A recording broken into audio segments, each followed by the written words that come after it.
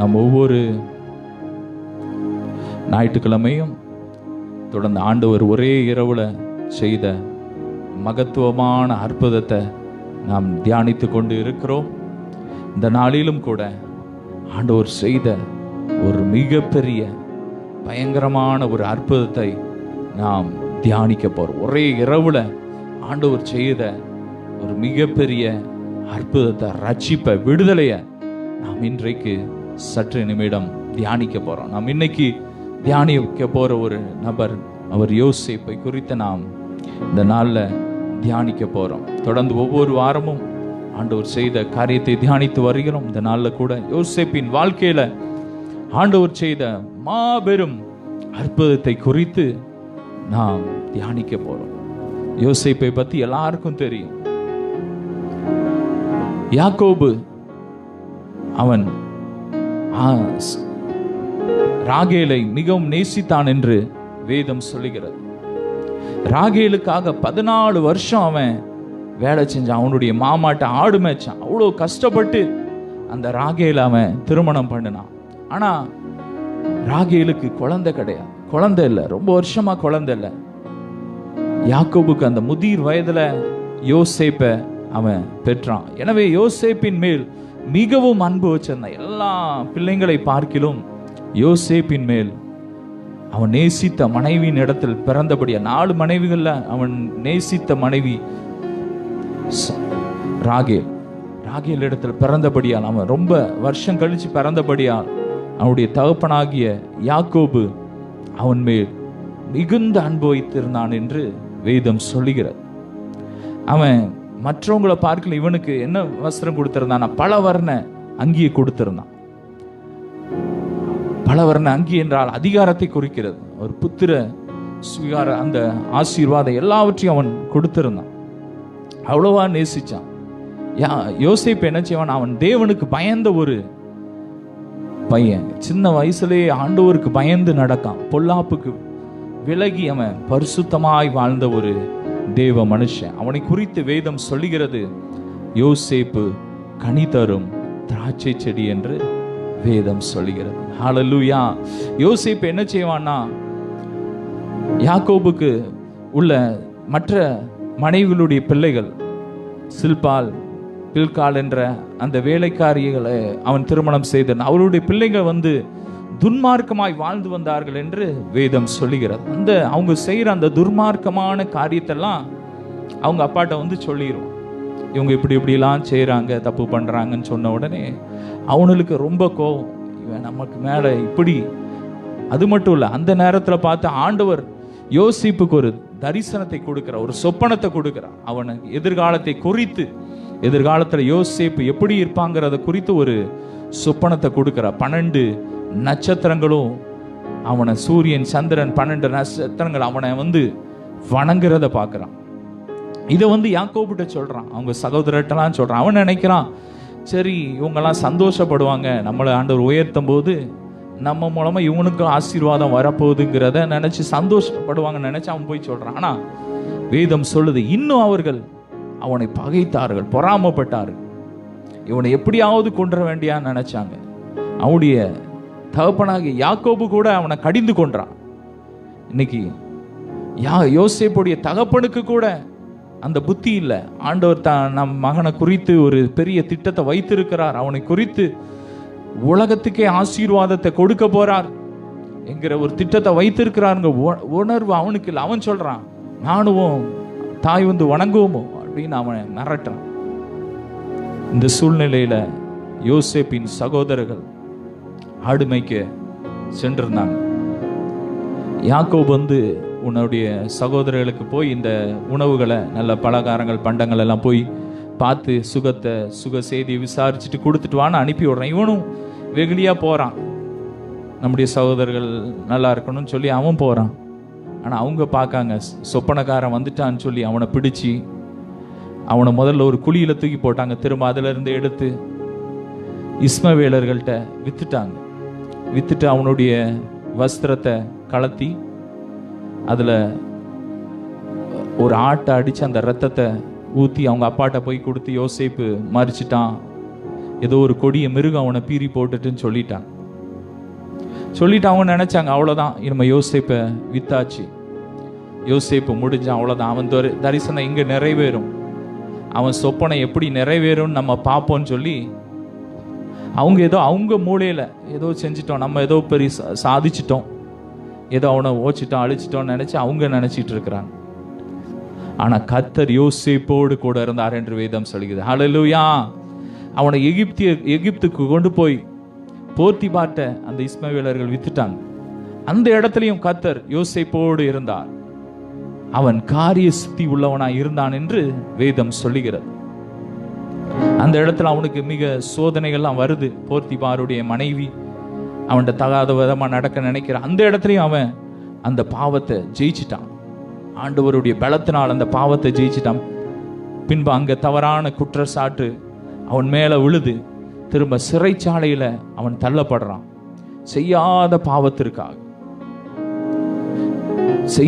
பாவத்திற்காக அவன் தண்டனையை ஏற்றுக்கொள்ளுகிறான். அவனை தூக்கி சிறைச்சாலையில போடுறாங்க. அந்த இடத்துலையும் யோசேப்போடு கர்த்தர் இருந்தார். ஹல்லேலூயா. வேதம் அழகா சொல்லுது, சிறைச்சாலையிலையும் தேவன் அவனோடு இருந்தார். அவன் காரியெல்லாம் ஜெயமார். அந்த இடத்துலையும் கூட அதிகாரிகள் கண்ணில் தயை கிடைக்க செஞ்சார். யோசேப்பை மேன்மையா தான் வச்சிருந்தார்.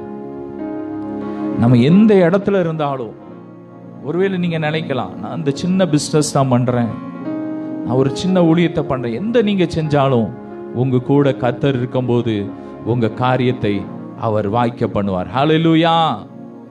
வேதம் சொல்லுது, யோசேப்பினுடைய பிராணன் இரும்பில் அடைக்கப்பட்டு இருந்தான். அவன் கிடங்களை கிடந்தான்.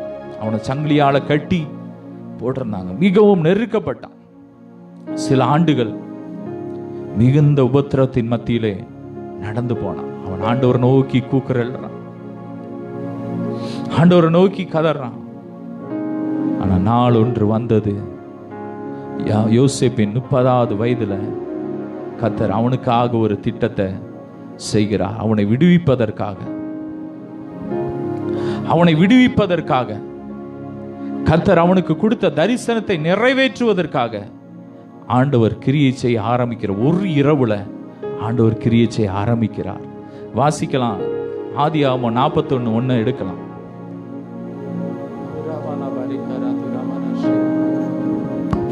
2 வருஷம் சென்ற பின்பு பார்வோன் ஒரு சொப்பனம் கண்டான். அது என்னவென்றால், அவன் நதியண்டையிலே நின்று கொண்டிருந்தான். 41. அப்பொழுது அழகும் புஷ்டியுமான 7 பசுக்கள் நதியிலிருந்து ஏறி வந்து புல் மேய்ந்தது. அவைகளின் பின் அவலட்சணமும் கேவலமான வேறே 7 பசுக்கள் நதியிலிருந்து ஏறி வந்து நதி ஓரத்திலே மற்ற பசுக்கள் அண்டையிலே நின்றது. அவலட்சணமும் கேவலமான பசுக்கள் அழகும் புஷ்டியுமான 7 பசுக்களை பட்சித்து போட்டது. இப்படி பார்வோன் கண்டு விழித்துக் கொண்டான். அவன் விழித்துக் கொண்டான். ஒரு ராத்திரியில கர்த்தர் யோசேப்புக்காக ஒரு ராத்திரிய அவர் நியமித்திருந்தார். பார்வோனுக்கு, அந்த நாட்டு ராஜாவுக்கு தூக்கம் வரல. இரவுல ஆண்டவர் ஒரு சொப்பனத்தை கொடுக்கார். எதற்காக அந்த சொப்பனத்தை கொடுத்தார்னா, யோசேப்பை உயர்த்துவதற்காக. ஹல்லேலூயா. உங்களுக்காக கர்த்தர் ஒரு இரவை நியமித்து வைத்திருக்கிறார். அந்த இரவுல உங்களுக்காக யாரெல்லாம் பேசணுமோ செய்வார். தூங்க விட மாட்டார். ஹல்லேலூயா. உங்களுக்காக அநேக ஆண்டவர் தூங்க விட மாட்டார். ஒரே இரவுல அவர் செய்றார். அவனுக்கு தூக்கமே வரமாட்டாக்கு. முதல்ல ஆண்டவர் ஒரு சொப்பனத்தை காட்டுறார். 7 பசுக்கள் வருது. கொளுத்த பசுக்களை ஒரு மெலிஞ்சு போன பசுக்கள் வந்து சாப்பிட்டுருது. உடனே அவன் பயத்துல அவனுக்கு தூக்கம் வரல, திரும்ப படுக்கிறான். பின்பு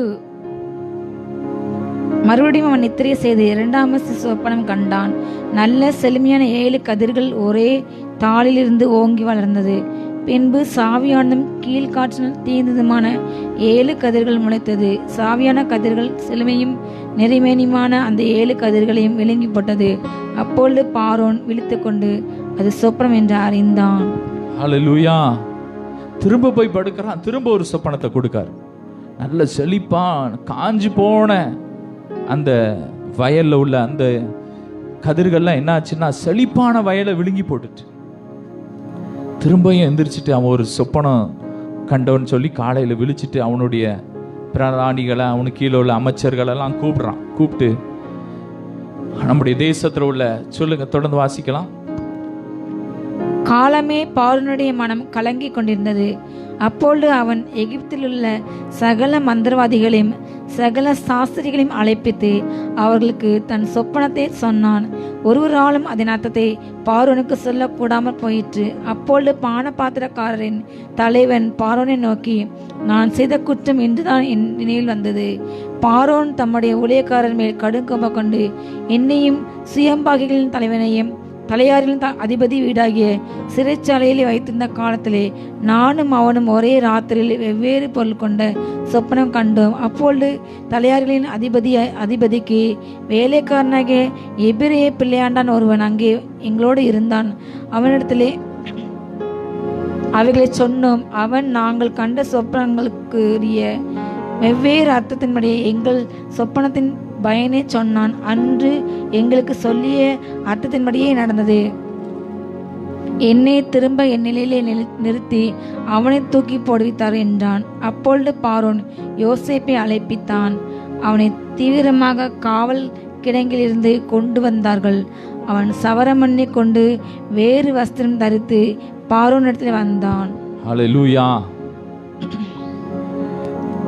அப்பதான் ராஜா போய் அவங்க நாட்டில் உள்ள அந்த மந்திரவாதிகள், அந்த ஜோசியம் பார்க்குறேன் எல்லாத்தையும் சொல்கிறான். ஆனால் ஒருத்தனுக்கு அர்த்தம் தெரியல. ஏன்னா கடவுள் ஆவியை பெற்றவங்களுக்கு மட்டும்தான் அதை விடுவிக்க முடியும். ஏன்னா ஆண்டவர் தான் அந்த சொப்பனத்தை கொடுத்துருக்கிறார். ஆண்டவரை மாதிரி வல்லமையுள்ள தேவன் யாரும் கிடையாது. ஹல்லேலூயா. நாள் பார்க்குற ஜோசியம் எல்லாம் ஏதோ கணிப்பில் சொல்லுவாங்க, அவ்வளோதான். ஆனால் கர்த்தருடைய ஆவியானவர் தான் சகலத்தையும் அறிந்தவர். அவரால் அன்றி ரட்சிப்பு இல்லை என்று வேதம் சொல்லுகிறார். அவன் போய் எல்லாத்தையும் சொல்றான். ஆனா ஒருத்தராலையும் அந்த அர்த்தத்தை சொல்ல முடியல. உடனே அவங்க கூட வேலை பார்க்குற அந்த பானபாத்திரக்காரனுக்கு அப்பந்தான் ஞாபகம் வருது. 2 வருஷத்துக்கு முன்னாடி அவன் ஜெயிலில் இருக்கும்போது அவனுக்கு ஒரு சொப்பனம் வந்தது. அதற்கு யோசேப்பு அர்த்தம் சொல்லி, நாளைக்கு ராஜா உன்னை திரும்பியும் வேலையில நிறுத்திடுவாருன்னு சொல்றான். அதே மாதிரி நடந்துட்டு. ஆனா அவன் மறந்துட்டான். 2 வருஷம் மறந்துட்டான். இவன் யோசிப்ப நினைச்சான், இவன் போய் நம்ம ராஜாட்ட சொல்லுவான் நம்மளை பத்தி. ஆனா மறந்துட்டான். ஆனா ஆண்டவர் ஏற்ற நேரத்துல ஹல்லேலூயா அந்த வார்த்தைய சொல்ல வச்சார். ஏற்ற நேரத்துல சொல்ற வார்த்தை தான் அது ரொம்ப இனிமையா இருக்கும்னு வேதம் சொல்லுது. ஆமென். ஹல்லேலூயா. ஏற்ற நேரத்துல வேதம் சொல்லு, ஒவ்வொரு காரியத்திற்கும் காலமும் தேவனுடைய சமயமும் தேவனுடைய வேலையும் வரணும்னு சொல்லி பிரசங்கில போட்டிருக்கு. ஆண்டோடைய வேலை அவனு வந்துட்டு யோசேப்பின் வாழ்க்கையில அவனுக்கு கொடுத்த அந்த தரிசனத்தை நிறைவேற்ற அந்த வேலை வந்துட்டு அதை யாரும் தடுக்க முடியல. அப்பதான் அவன் சொல்றான், 2 வருஷத்துக்கு முன்னாடி ராஜா இப்படி ஒரு தரிசனம் நான் பார்த்தேன் சொன்னேன். அவன் சொன்ன அதே மாதிரி நடந்துட்டு, அதே மாதிரி இன்னொருத்தனுக்கு சுயம்பாய்க்கும் நடந்தது.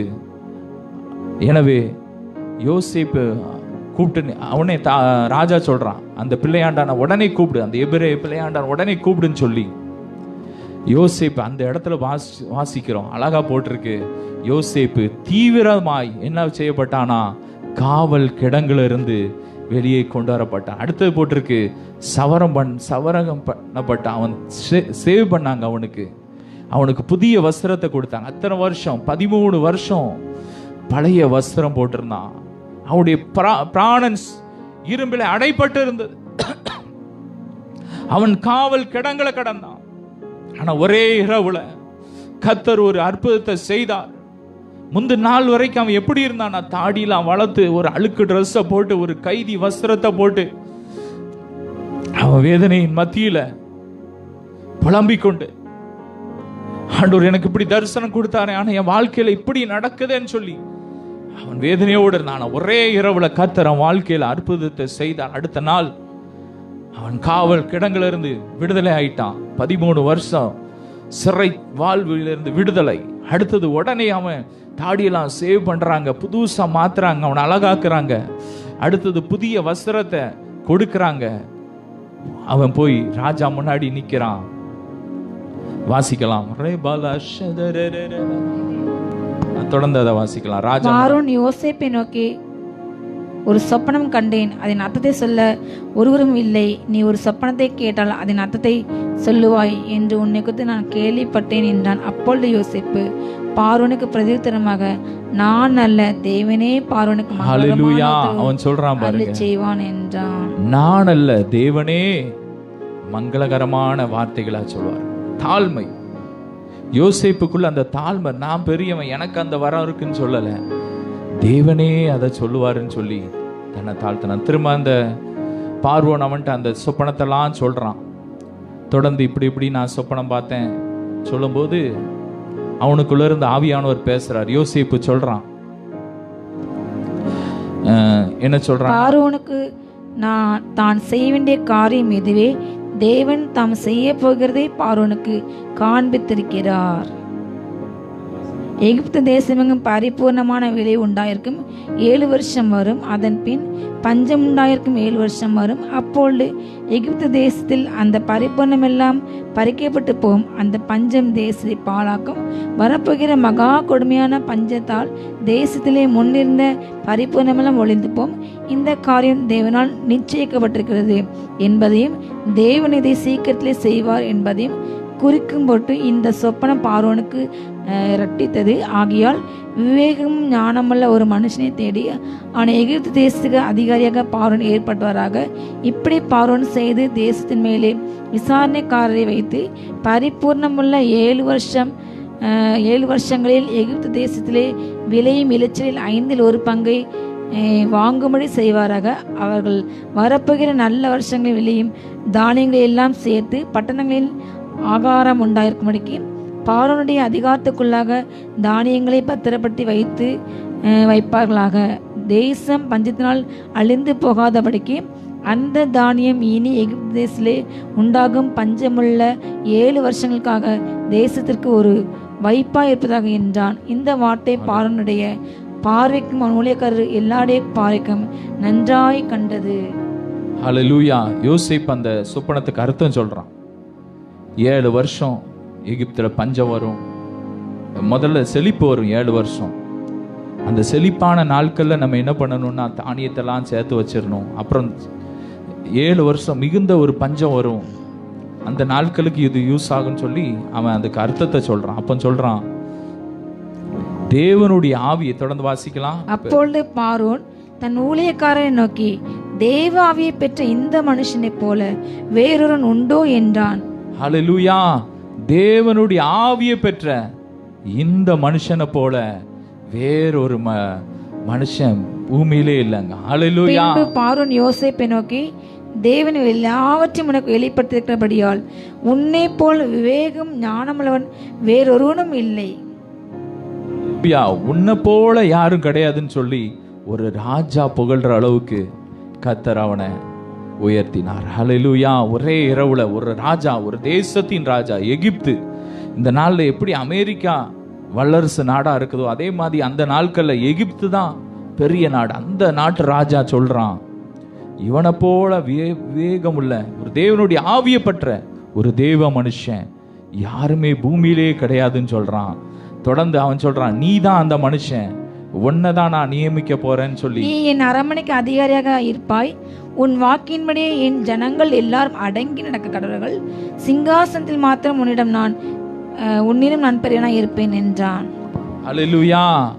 உன்னை நான் அதிகாரியை வைப்பேன், என் ஜனங்கள்லாம் உனக்கு அடங்கி நடப்பாங்க. ஹல்லேலூயா. ஒரே நாள்ல கர்த்தர் அவனை உயர்த்திட்டார், தேசத்துக்கே ஒரு அதிகாரியை மச்சிட்டார். ராஜாக்கு அடுத்த போஸ்ட்ல தூக்கி வச்சுட்டு சொல்றாரு, என் ஜனங்கள் எகிப்தியர் எல்லாரும் உனக்கு அடிமையா இருப்பாங்க, அடங்கி நடப்பாங்க சொல்லி ஹல்லேலூயா அவனை கர்த்தர் ஒரே நாள்ல உயர்த்திட்டார். தொடர்ந்து வாசிக்கலாம். இன்னும் பார்வோன் யோசேப்பை நோக்கி, பார், எகிப்து தேசம் முழுமைக்கும் உன்னை அதிகாரியாக ஆக்கினேன் என்று சொல்லி பார்வோன் தன் கையில் போட்டிருந்த தன் முத்திரை மோதிரத்தை கலற்றி அதை யோசேப்பின் கையிலே போட்டு மெல்லிய வஸ்திரங்களை அவனுக்கு உடுத்தி பொன் சரப்பணியை அவன் கழுத்திலே தரித்து தன்னுடைய 2ஆம் ரதத்தின் மேல் அவனை ஏற்றி தண்டனிட்டு பணியுங்கள் என்று அவனுக்கு முன்பாக கூறிவித்து எகிப்து தேசம் முழுமைக்கும் அவனை அதிகாரியாக்கினான். பின்னும் பார்வோன் யோசேப்பை நோக்கி, நான் பார்வோன், ஆனாலும் எகிப்து தேசத்தில் உள்ளவர்களில் ஒருவனும் உன் உத்தரவில்லாமல் தன் கையாவது தன் காலையாவது அசைக்கக்கூடாது ஒருத்தன் கூட உன் உத்தரவு இல்லாம கைய காலை கூட அசைக்க கூடாது. அவ்வளவுக்குள்ள ஒரு அதிகாரம் கொடுத்துட்டான். அவனுடைய முத்திர மோதிரத்தை, அதிகாரத்தை தூக்கி கொடுத்துட்டான், சரப்பணியை கொடுத்துட்டான். கர்த்தர் யோசேப்பை ஒரே நாள்ல உயர்த்திட்டார். அவனுக்கு கொடுத்த அந்த தரிசனத்தை ஆண்டவர் நிறைவேற்றிட்டார். அவன் மனுஷன் நினைச்சான், யோசேப்பு ஒளிஞ்சான், அவன் எப்படி பெரிய ஆளா வர்றான் பார்ப்போம், எப்படி நாங்க அவனை வணங்குறோம் பார்ப்போம்னு சொன்னான். ஆண்டவர் அவனை ஒரே இரவுல யோசேப்பை கொடுத்த தரிசனத்தை நிறைவேற்றிட்டார். வாழ்க்கையில் இருக்கிற எல்லா போராட்டங்களையும் மாற்றி, எல்லா வேதனைகளையும் மாற்றி அவனை சந்தோஷமா மாற்றிட்டார். தொடர்ந்து வாசிக்கலாம்.